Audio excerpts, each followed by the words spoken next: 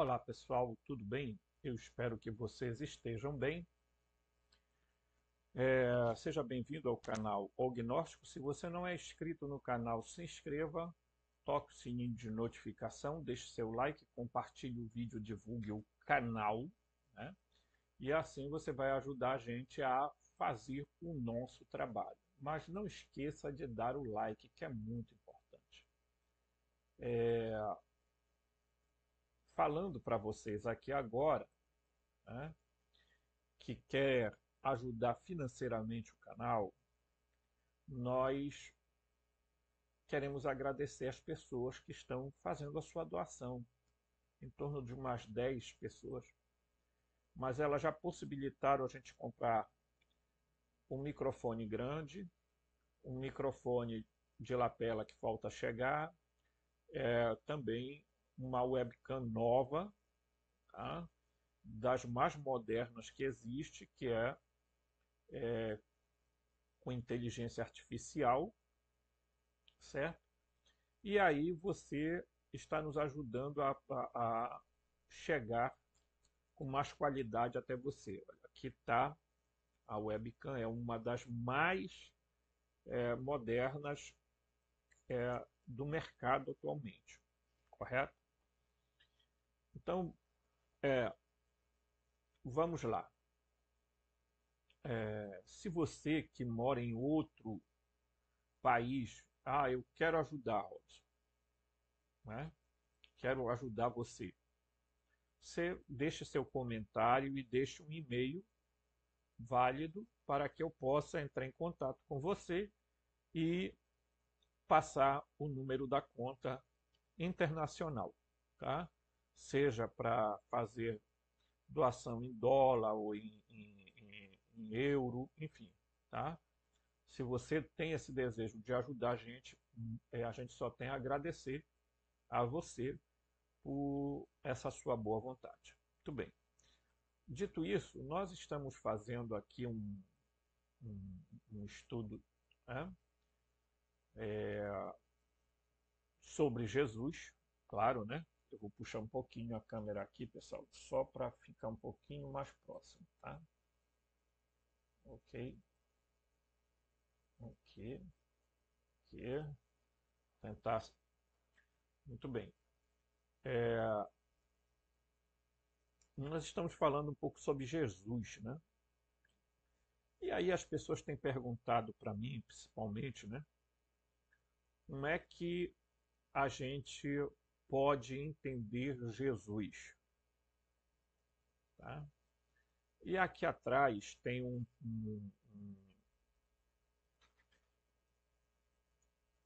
assim, ó, uma reflexão, porque, vamos lá, se você pegar tudo que falam sobre Jesus, você verá que há muita coisa sendo dita sobre Jesus, que às vezes até a gente fica assustado, né? Porque é como se a gente tivesse numa grande discussão se ele existiu, se ele não existiu, né? Se ele é um mito, se não é, porque vocês vão de perceber que o Jesus, né, diríamos assim, ó, ele é um grande incógnito, né? Ele é, diríamos assim, agora melhorou. Ele é uma grande questão, né? Eu falei o incógnito, né? Porque, de fato, as pessoas não conseguem ainda absorver Jesus. Então tem muita história, né? Você vai ver Jesus sendo analisado por esotéricos, espiritualistas, etc. Uns dizendo que ele existe, outros dizendo que ele não existe, tá? Você vai encontrar gente dizendo que Jesus é uma fraude, que Jesus foi uma invenção de César, tá? Vai ver gente dizendo que Jesus é filho de um tal de Pandera ou Pandira, certo? Que depois se tornou imperador de Roma. Você vai ver várias coisas a respeito de Jesus. Vai ver Jesus sendo anunciado como um extraterrestre, né? Mas a verdade é que eu quase não tenho dúvida da existência de Jesus, porque ele pode não ser aquilo que as pessoas falam. Vamos lembrar que ele, certa vez, perguntou aos discípulos: que dizem os homens que é o filho do homem?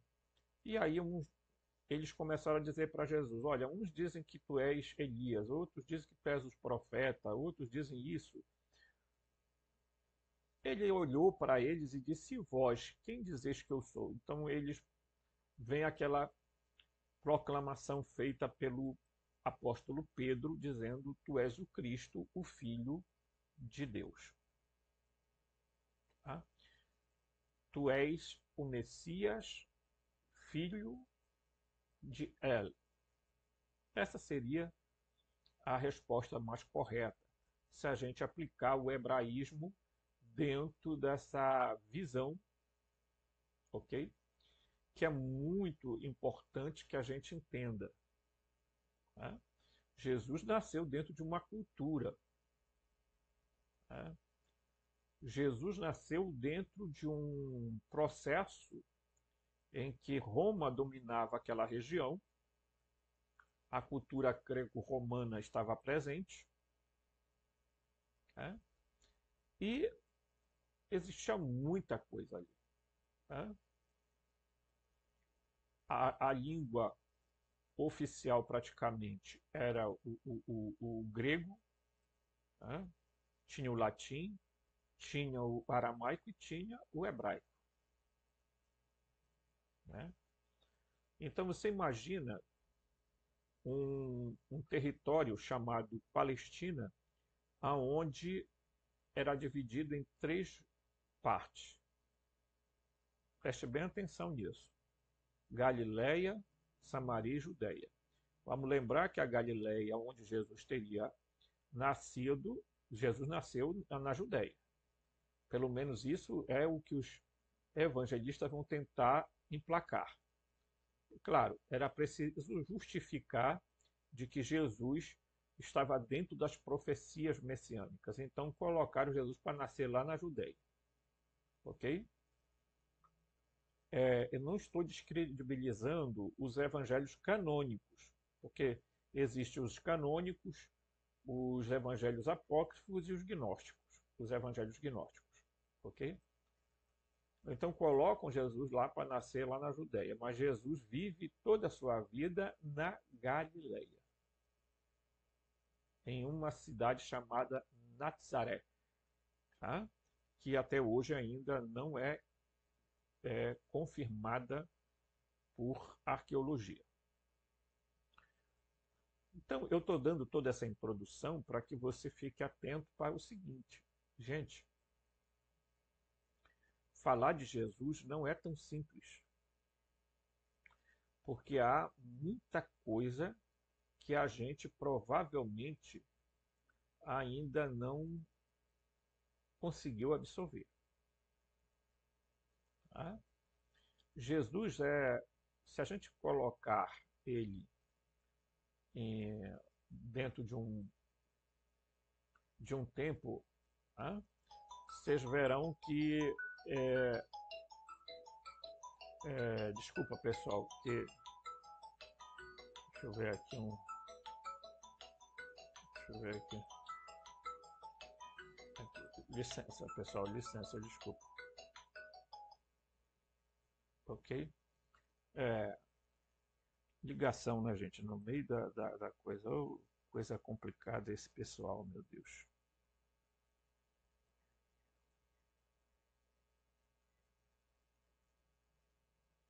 E cortou tudo. O raciocínio da gente foge. Desculpem, tá? Porque é lamentável. O pessoal acha de ligar exatamente na hora que a gente está gravando os vídeos, pessoal, né? E aqui eu não faço corte, eu não faço nada disso, porque não é interessante, tá? Dá muito trabalho você fazer uma, uma, edição de vídeo. Além de dar trabalho, o vídeo vai se tornando cada vez mais pesado. E aí, meu irmão, você tem que ter um notebook de memória muito elevada, com condições muito boas, porque senão você não consegue. Tá? Muito bem. Então, eu acho, né, que as pessoas, quando analisam Jesus, devido os vários pontos de vista que pode se ter dele, né, que eu falei na introdução, a gente precisa entender ele a partir das raízes dele. Porque senão se você tira Jesus do contexto em que ele nasceu, aí se torna um problema. Os gnósticos tinham uma visão muito mais metafísica de Jesus do que propriamente, assim, historicamente falando de Jesus. Eles não tiveram a intenção de falar do Jesus histórico. Tá? Os evangelhos apócrifos fizeram de tudo para falar de um Jesus meio que mágico, né? Como Jesus quando era adolescente, que encostou numa outra criança e a criança acabou falecendo, né? Então você imagina isso aí. Tá? Quão assustador seria isso, né? Mas existe aqueles evangelhos chamados canônicos, exceto João, que denotam um Jesus muito mais histórico, uma espécie de biografia de Jesus, diferente de João, que tenta também ser um evangelho muito mais metafísico. Tá? Então hoje existe Jesus para todo gosto. Quem quiser tem Jesus de todo tipo, em todo lugar. Tá? Então nós vamos aqui fazer um breve estudo com vocês, tentando mostrar para vocês a relação de Jesus, tudo aquilo que foi dito nos evangelhos canônicos. Nós vamos pegar os evangelhos canônicos, tá? Para a gente analisar, certo? Muito bem. Dito isso, vamos aqui fazer uma leitura. Tá? Bem, vamos aqui,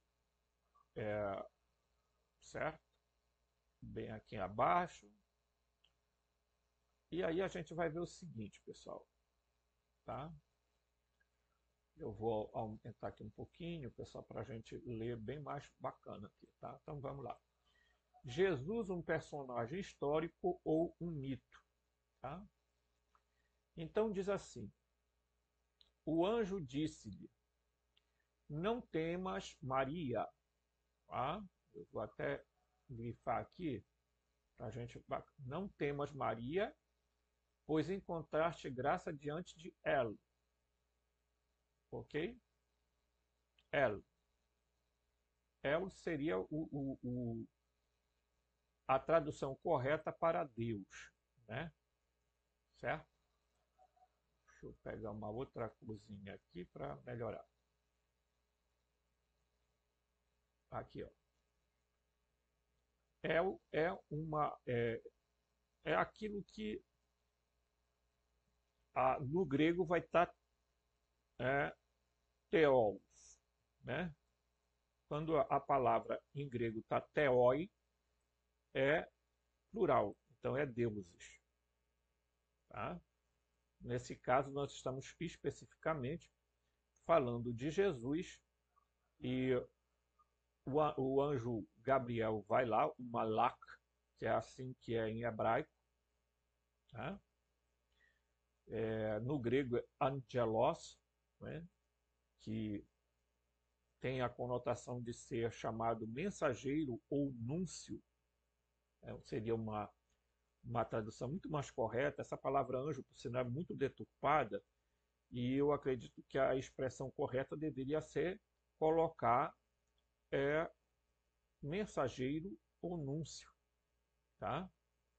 Então, isso é importante a gente deixar claro, pessoal, porque mesmo as pessoas não conhecendo o grego e o hebraico, se elas tiverem nas mãos um evangelho muito mais bem traduzido, isso facilitará elas a compreenderem a cultura do tempo de Jesus. Então, continuando aqui, a palavra El é aquela que no grego vai denotar para o português Deus. Eis que conceberás da luz a um filho e lhe porás o nome de Jesus. Tá? Que, na verdade, tem até o nome de Jesus já é discutido. Tem muita gente que diz que não é Jesus, que é Yahusha, outros é Yeshua, tá? É aquilo que é mais comumente aceito. Yahusha desculpa, mas são algumas vertentes aí que ficam tentando achar um jeito de colocar o nome de Jesus muito mais parecido com o nome do Jeová, do Javé, que eles, Yahu, que chamam, não é mais nem Yavé, Yahweh ou Javé, né? A Convenção Internacional prefere que a gente use o termo Javé ou Iavé, né? Outros pronunciam Iaué, né? E ele será grande, diz o texto, e chamar-se-á filho de Ra-Elion. Olha aqui, ó. Presta atenção que é esse termo que o hebraísmo aplica, tá? E Javé lhe dará o trono do seu pai Davi e reinará eternamente na casa de Jacó, e seu reino não terá fim. Observe que Ra-Elion não é a mesma coisa que Javé, e nem El. El não é Javé, e nem Ra-Elion é Javé. El é o equivalente ao esse aqui, tá? Porque é El Elion. Está se referindo ao Elion, tá? Certo? El Elion era um deus cananeu. Portanto, não era um deus semita no sentido de, né, originalmente ali. Vamos lembrar que Israel e Judá são dois grupos cananeus por origem. Claro que depois vai se misturar com o hebraísmo, né? Certo? Com diríamos assim, com as tribos abraâmicas, que vão se mesclar ali, né, num grupo muito grande que existia ali em Canaã. Várias tribos, vários povos, vários clãs habitavam ali. E também, Javé, pessoal, ele não é um deus especificamente de Canaã. Ele era um deus proto-árabe, das regiões de Edom. Né? Com a descoberta dos textos ugaríticos, ficou claro que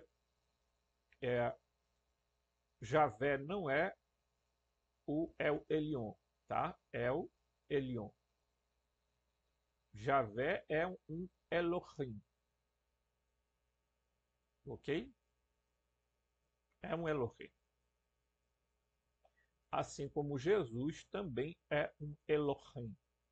Por isso, Jesus não é filho de Javé, e isso é uma aberração quando se faz esse tipo de coisa. Tá? É desconhecer os dados que hoje nós temos por causa das descobertas de ugarítico. Ok? Muito bem. Vamos seguir aqui em frente. O anjo disse-lhe: não temas, Maria, tá? e é aquela repetição lá que eu fiz, mas aqui a tradução, olha só, a tradução para o hebraico, eu não vou nem pronunciar porque eu não saberia falar em hebraico. Mas veja que anjo, a palavra aqui é Hamelach, tá? Ok? Hamelach. Aqui, ó. Tá? A Maria aqui está traduzido equivocadamente, porque aqui seria Miriam, né? Bnei El, tá? Bnei El, aqui, ó, certo? Aí ele vai chegar bem aqui, ó, Ial e Yeshua, é o mesmo texto que a gente está lendo, tá? E ele vai dizer que ele será chamado filho de Ben Ha-Elohim. E Yahvé, tá? Vai dar o trono de David, né? O reino aqui, ó, a palavra Olam, seu reino, o reino que é desconhecido, porque Olam não é eterno, é eternidade. É uma tradução completamente equivocada, tá? E aí, vocês já observam, tá? Que Alcha será chamado filho de Ben-Ha-Elion, tá? Ok? E que, portanto, Javé aqui não é o mesmo Ha-Elion, porque o El, tá? Tá aqui, ó, certo? E esse Deus aqui, cananeu, que é o mesmo Elion, ok? Alguns autores vão dizer que não, certo?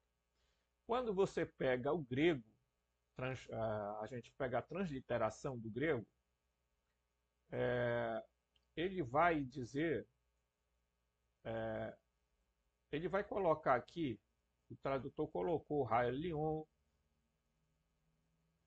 ele vai chamar Javé de Kyrios, que quer dizer Senhor, ou Adonai, tá? O reino aqui é Basileia, ó, e assim por diante. E aqui também tem em latim, né? Do qual você vai ver, olha, Jesus, né? Filho de Raelion, tá? E assim por diante. O que é que eu estou tentando mostrar para vocês é o seguinte. Aqui diz assim, ó, El é um dos nomes mais antigos para Deus, certo? Em hebraico, tá? Frequentemente usado para referir-se à divindade em geral, no contexto bíblico. El é usado, tá? Para descrever a natureza poderosa e suprema de Deus.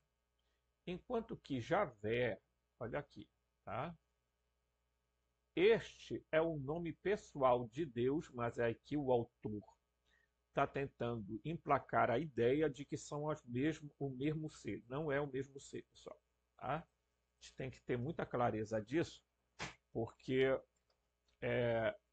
há muita essa confusão de acharem que tudo é o mesmo Deus. Não é o mesmo Deus. Tá? Que também às vezes é traduzido como Senhor ou Adonai, né, na Bíblia, e é considerado pelo tetagrama chamado Iod-Re-Vav-Re, tá? Que é o YHWH. E é associado ao conceito de um Deus que se revela e faz aliança com seu povo. Quando você pega Elion, traduzido Altíssimo, este termo enfatiza a soberania e a supremacia de Deus, mas de um Deus, não de Deus.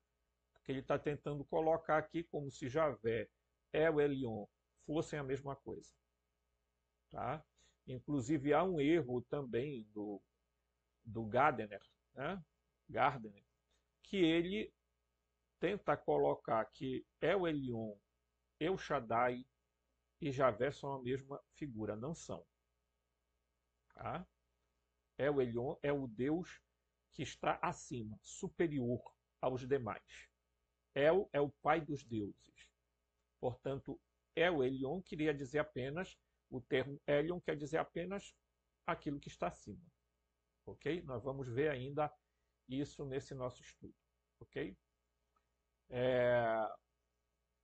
Os autores modernos e estudiosos dos textos bíblicos frequentemente exploram a rica diversidade dos nomes de Deus. Não é os nomes de Deus, tá? Vocês vejam só como uma coisa é meio complicada, né? A escolha de traduzir Deus como El, Senhor como Javé e Altíssimo como Raion está enraizada em uma interpretação que reflete a riqueza do texto original. Tá?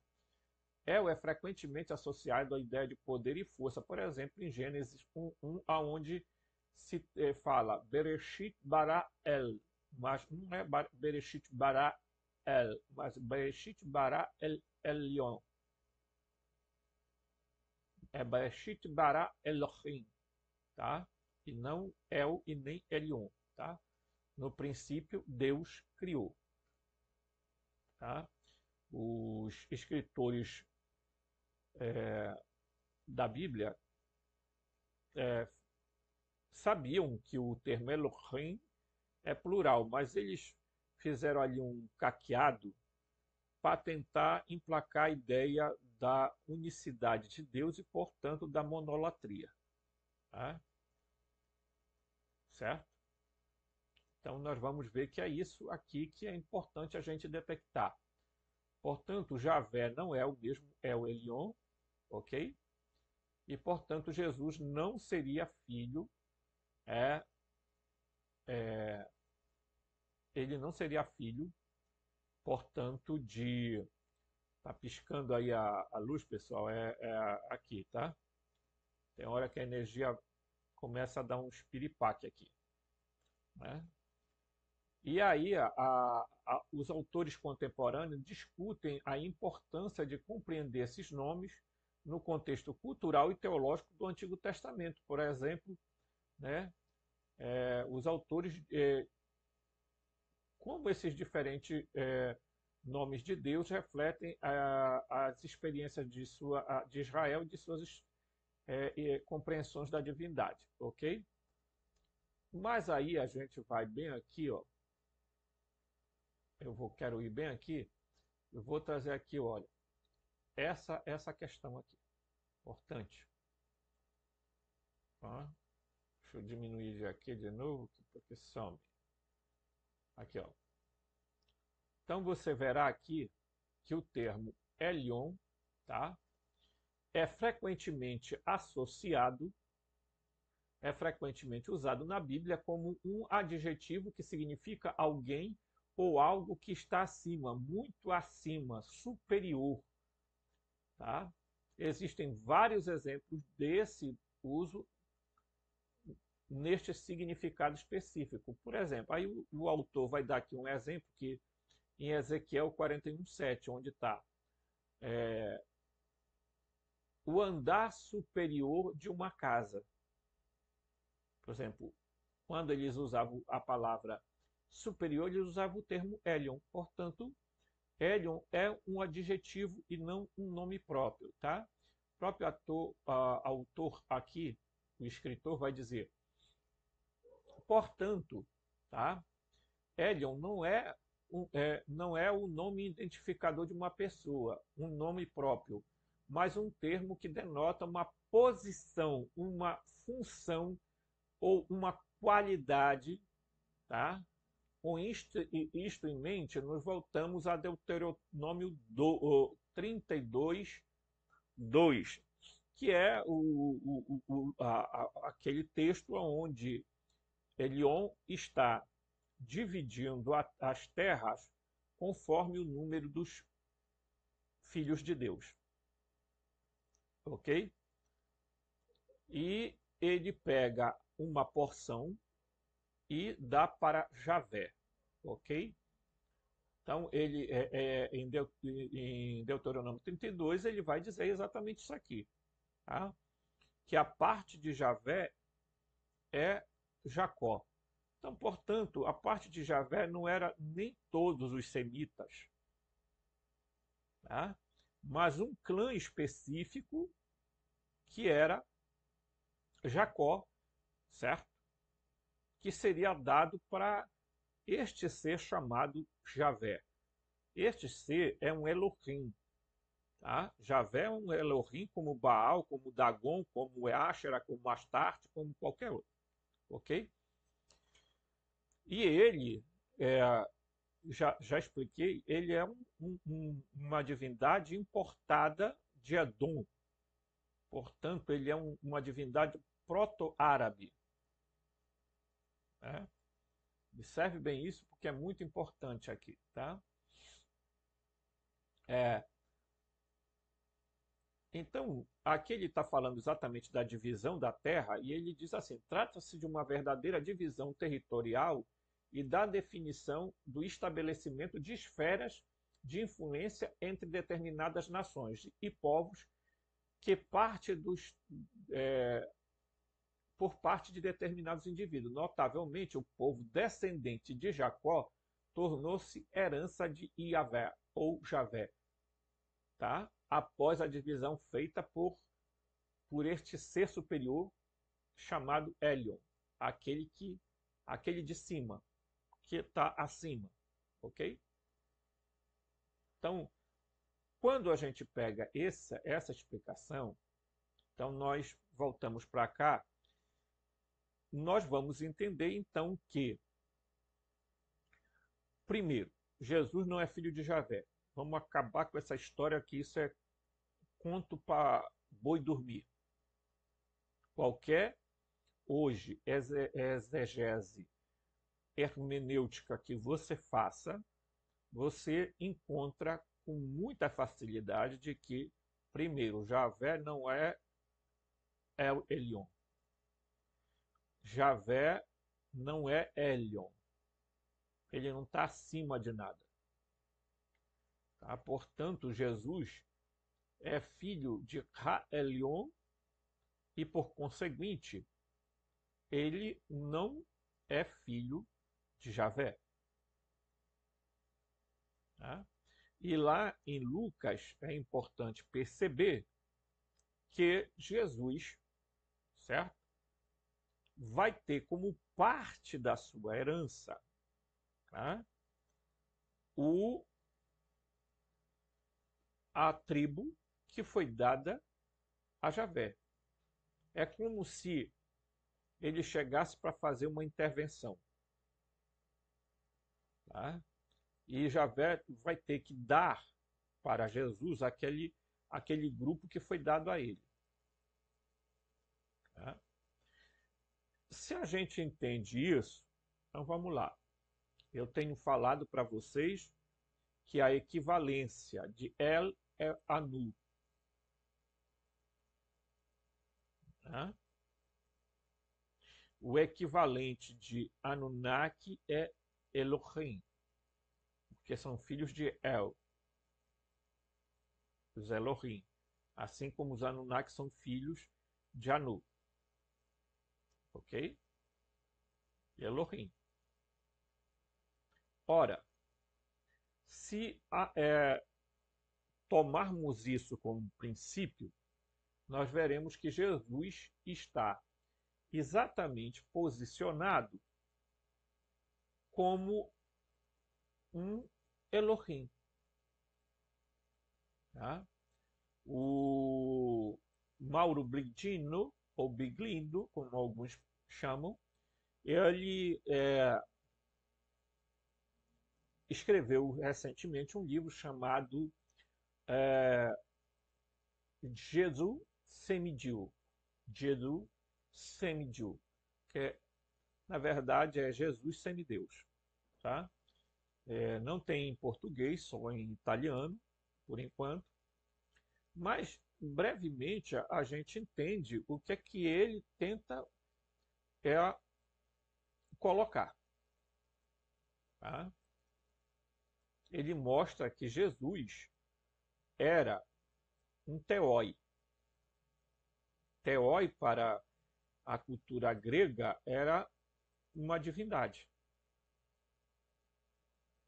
Porque theoi é o equivalente a Elohim. Portanto, Jesus seria ali uma espécie de semideus. Ok? Os gnósticos, e aí alguém vai dizer, bem, mas como é que os gnósticos viram Jesus? Os gnósticos entenderam Jesus a partir de uma visão metafísica. Tá? E essa visão metafísica dizia que Jesus era a manifestação, certo? A manifestação do autogênese, do autogerado, que alguns também chamam de Logos, outros chamam de Cristo. Ok? Dependendo da escola gnóstica, eles vão dizer que Jesus, portanto, seria um aeon. Um aeon. O mais perfeito aeon, porque nele estava a plenitude da divindade. Ora, eles estavam dizendo que Jesus teria vindo do pleroma. É assim que um Marcion de Sinop, inclusive, vai interpretar quando vai dizer, tá? Ele vai dizer, o Marcion de Sinop vai dizer, na sua a primeira Bíblia feita, pessoal, foi, o primeiro Novo Testamento feito, foi Marcion de Sinop quem fez. Tá? O primeiro cânon a existir foi o cânon de Marcion de Sinop. Ele não era propriamente um gnóstico, mas ele traçou uma linha e o evangelho dele, que é uma reprodução do evangelho de Lucas, já começa dizendo, tá? No tempo do governo de César e tal, e papapá, ele vai dizer. Tá? Estou dando uma síntese. E Jesus desceu do céu em Cafarnaum e foi à sinagoga. Ele coloca que Jesus não teve nascimento de Maria de nada. Jesus desceu do pleroma já adulto. Ok? Já adulto. E que, portanto, ali ele vai pregar, ok? Já com uma idade mais ou menos ali em torno de 30 anos.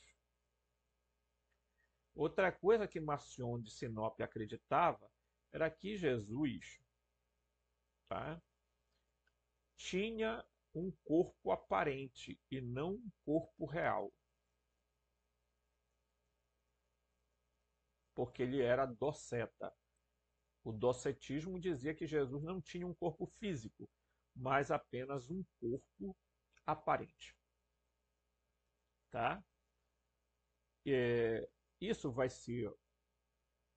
receber muita contradita por parte da ortodoxia, que vai enfatizar o nascimento virginal de Jesus, certo? E a ortodoxia vai fazer o que tem de pior, é colocar Jesus como se fosse filho de Javé. Tá? E mais do que isso, a ortodoxia cristã pegou esse Deus, tá? Que era um Elohim, e tornou ele o pai de Jesus e, portanto, um Deus transcendente. Sendo que a Bíblia em nenhum momento fala desse Deus transcendente, desse Deus completamente outro, aquilo que os gnósticos vão chamar de uno, etc. Não há essa sinalização. Até porque a cultura era politeísta. Depois marchou-se para um enoteísmo. Né? Então é importante a gente entender isso, porque quando os gnósticos vão, no primeiro, segundo, terceiro século, descrever Jesus, eles vão descrever Jesus a partir de um ponto de vista não histórico, mas, diremos assim, de um ponto de vista muito mais metafísico, tá? Olhando Jesus assim com aspectos muito mais de um mestre da sabedoria, tá? Alguém que trouxe a gnose até os humanos, ok? Mas durante os nossos estudos nós vamos ver mais sobre isso e vamos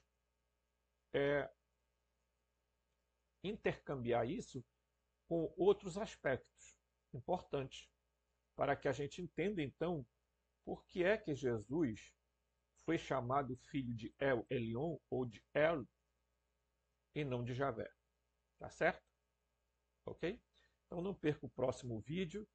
Mais uma vez, um forte abraço e que todos fiquem na paz, na luz do Pleroma.